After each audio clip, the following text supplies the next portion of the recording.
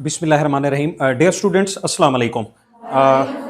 I hope you will be fine and enjoying the good health. Students, आज जो है हम 10th क्लास केमिस्ट्री का चैप्टर नंबर 11 स्टार्ट करने जा रहे हैं और जो कि क्या है हमारे पास ऑर्गेनिक केमिस्ट्री है। ऑर्गेनिक केमिस्ट्री में सबसे पहली चीज़ जो आज आपको मैं बता देता हूँ कि कौन कौन से पॉइंट्स डिस्कस करने वाले हैं हम, वो हमने पहले रेज कर रखे हुए हैं। असल में थिंग्स टू डिस्कस जो है टुडे लेक्चर में वो है हमारे पास 4। Number 1 thing is the old definitions, ठीक है। नंबर 2 हमारे पास जो चीज होने वाली है, यानी फर्स्ट जो चीज आज हम डिस्कस करेंगे वो क्या होगा, ओल्ड डेफिनेशंस, यानी नंबर 1। उसके बाद नंबर 2 चीज जो हम डिस्कस करने वाले हैं that is the vital force theory. अच्छा, नंबर 3 हमारे पास आज के इस लेक्चर में रहने वाला है जी rejection of vital force theory. And number 4 is the modern definitions, ठीक है। और उसके बाद लास्ट जो चीज हम यहां आज के लेक्चर में डिस्कस करने वाले हैं बच्चों, वो हमारे पास क्या रहने वाला है, that is the representation of organic compound. चलें, आज के लेक्चर का ये सिंपल सा एक मतलब जो कॉन्सेप्ट बेस्ड जो पॉइंट्स थे जिनको हम रेज करने वाले हैं वो मैंने पहले आपको बता दिया ताकि आपको आसानी रहे बाद में समझने के लिए। तो चैप्टर नंबर 11 10th केमिस्ट्री है हमारे पास, ऑर्गेनिक केमिस्ट्री, और उसके अंदर ऑर्गेनिक केमिस्ट्री के इंट्रोडक्शन में बेटे आज हम कितनी चीजें डिस्कस करने वाले हैं भला, 4। यानी उन 4 में से नंबर 1 मैंने आपको क्या बताया, ओल्ड डेफिनेशंस, ठीक है। उसका बेसिक कॉन्सेप्ट क्या है मैं आपको थोड़ी देर में बताता हूं। उसके बाद ओल्ड डेफिनेशंस के बाद क्या है हमारे पास, vital force theory. Vital force theory के बाद क्या है, rejection of vital force theory. And then आपके पास modern definitions. And the last one is the representation of organic compounds. अच्छा, थोड़ा सा इसका हिस्टोरिकल बैकग्राउंड ले लेते हैं हम। सबसे पहली चीज, ये जो हमारे पास लिखा ना ओल्ड डेफिनेशंस इंट्रोडक्शन के अंदर, ये ओल्ड और मॉडर्न का क्या गैप है। तो सबसे पहले बेटे एक चीज आपको बताई जाती है कि जो ओल्ड ईरा था जिसे हम एंशिएंट टाइम कहते हैं, बिफोर 1828, ठीक है, मींस कि 1828 से पहले हमें यह बताया गया था कि जो ऑर्गेनिक कंपाउंड्स हैं could not be synthesized in laboratory. Organic compounds को लेबोरेटरी में प्रिपेयर नहीं किया जा सकता। तो यानी यहां हम देखते हैं, हमने पॉइंट रेज किया हुआ है, ओल्ड डेफिनेशंस में मींस एक ऑर्गेनिक कंपाउंड की डेफिनेशन और दूसरी किस चीज की है, ऑर्गेनिक केमिस्ट्री। तो मैं ये बता रहा था कि ओल्ड क्यों है, मॉडर्न और ओल्ड में गैप क्या है। असल में गैप ये है कि बिफोर 18, यानी यहां मैं लिख देता हूं कि ये जो ओल्ड डेफिनेशंस हैं ये है हमारे पास बिफोर 1828। तो ये एक कॉन्सेप्ट था कि ऑर्गेनिक कंपाउंड्स को लेबोरेटरी में प्रिपेयर नहीं किया जा सकता, ठीक है, क्योंकि कहा जाता था कि ऑर्गेनिक कंपाउंड्स को सिर्फ प्रिपेयर किया जा सकता है under the influence of a mysterious force. एक नायाब किस्म की फोर्स है जो सिर्फ और सिर्फ कहां पे मौजूद होती है, कहां पे एग्जिस्ट करती है, inside the body of living organism.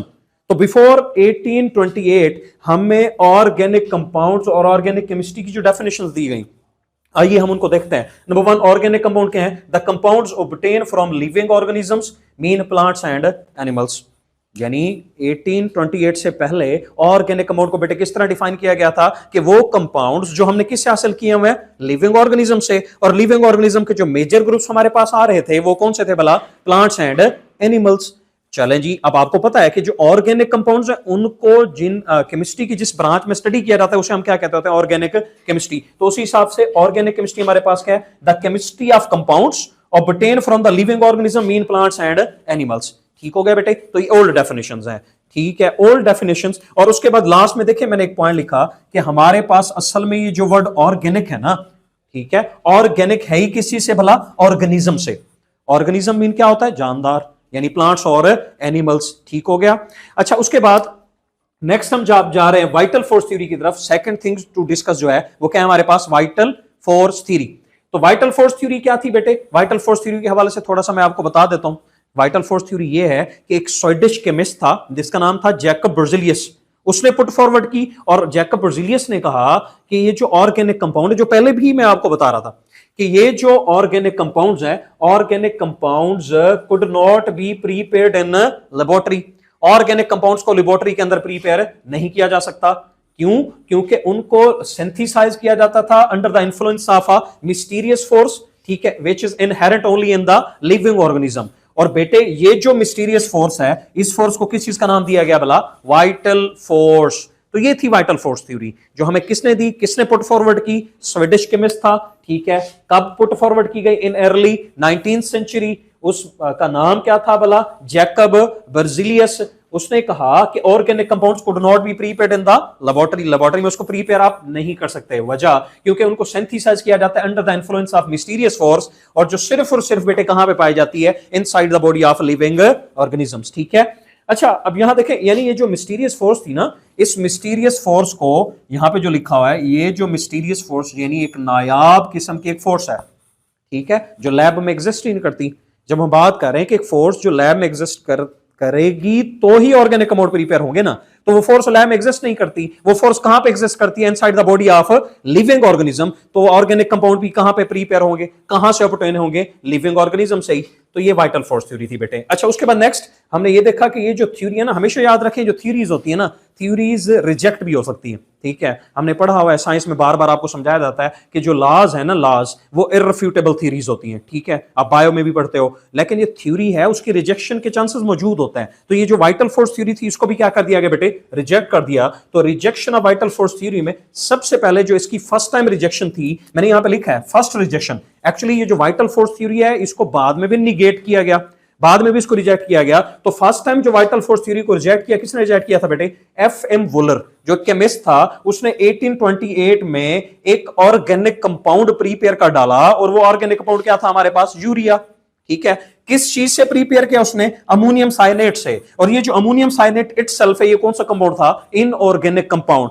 तो क्या एफ.एम. वोलर ने जो यूरिया प्रीपेयर की, यूरिया ऑर्गेनिक कंपाउंड था, जबकि जिससे उसने उसको ऑब्टेन किया, प्रीपेयर किया अमोनियम साइनेट, वो एक क्या था, इनऑर्गेनिक कंपाउंड। सो यहां तक था इनऑर्गेनिक कंपाउंड से ऑर्गेनिक कंपाउंड तक का सफर। So the door was open and the millions of organic compounds was prepared, और लाखों की तादाद में ऑर्गेनिक कंपाउंड प्रीपेयर हो गए। तो सबसे पहले वाइटल फोर्स थ्योरी आपको बता दी गई कि ऑर्गेनिक कंपाउंड्स को not be synthesized in the laboratory. तो उससे पहले हमारे पास कौन सी डेफिनेशंस है बेटे, ऑर्गेनिक केमिस्ट्री और ऑर्गेनिक कंपाउंड्स की, ओल्ड। अच्छा जैसे ही ये जो वाइटल फोर्स थ्योरी है इसको रिजेक्ट कर दिया गया, तो rejection of vital force theory के बाद हम कहां पे पहुंच गए, हम पहुंच गए मॉडर्न डेफिनेशंस की तरफ। यानी वो जो ओल्ड डेफिनेशंस थी अब वो कन्वर्ट हुआ जाती हैं किस के अंदर, मॉडर्न डेफिनेशन में। ठीक है, अच्छा थोड़ा वापस आते हैं, हम मॉडर्न और ओल्ड का कंपैरिजन देखेंगे। तो वहां पे मॉडर्न है, यहां पे ओल्ड है। ऑर्गेनिक कंपाउंड्स कौन से होते हैं, जो ऑर्गेनिज्म से डिराइव हो रहे हैं। मॉडर्न डेफिनेशन क्या कहती है हमें देखें, the covalent compound of carbon and hydrogen means hydrocarbons and their derivatives are called organic compound.